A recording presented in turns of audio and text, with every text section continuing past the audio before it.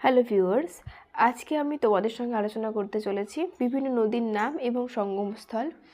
যে কোনো state level exam WBP, KP, clerkship আর ডাব্লিউবিপিএসএসসি বা গ্রুপ সি, গ্রুপ ডি যে কোনো পরীক্ষার ক্ষেত্রে এগুলো ভীষণ ইম্পর্টেন্ট। তো চলো দেরি না করে আমরা এগোই। কৃষ্ণা ও তুঙ্গভদ্রা নদীর সঙ্গমস্থলকে বলা হয় আলমগীরপুর। নীলগঙ্গা ও ভাগীরথী নদীর সঙ্গমস্থলকে বলা হয় গুপ্তপ্রয়াগ। গঙ্গা ও গণ্ডক এর সংযোগস্থলকে বলা হয় হাজিপুর। অলকানন্দা ও মন্দাকিনী সংযোগস্থলকে বলা হয় নন্দপ্রয়াগ। গঙ্গা ও কোশি নদীর সংযোগস্থলকে বলা হয় কুরুশিলা। ভাগীরথী ও ন্যাসগঙ্গা নদীর সঙ্গমস্থলকে বলা হয় ইন্দ্রপ্রয়াগ।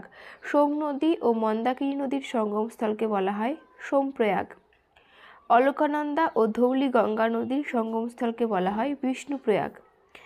গঙ্গা, যমুনা ও সরস্বতী এই তিনটি নদীর সঙ্গমস্থলকে বলা হয় প্রয়াগরাজ।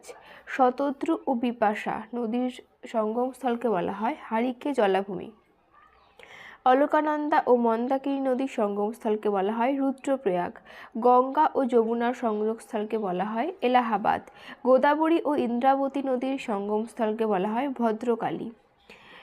অলকানন্দা এবং পিণ্ডারি গঙ্গা এই দুটি সংযোগস্থলকে বলা হয় কর্ণপ্রয়াগ। যমুনা ও বেতোয়া নদীর সঙ্গমস্থলকে বলা হয় হামিরপুর।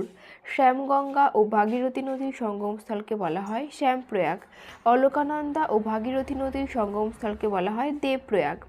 মন্দাকিনী ও অলস্তরঙ্গিনী নদীর সঙ্গমস্থলকে বলা হয় সূর্যপ্রয়াগ। অলকানন্দা ও সরস্বতী নদীর সঙ্গমস্থলকে বলা হয় কেশবপ্রয়াগ। এই ছিল আজকে স্ট্যাটিক জিকে পোর্শন। এখান থেকে যে কোনো পরীক্ষায় একটি করে প্রশ্ন আসেই, সেই কারণে আলোচনা করা।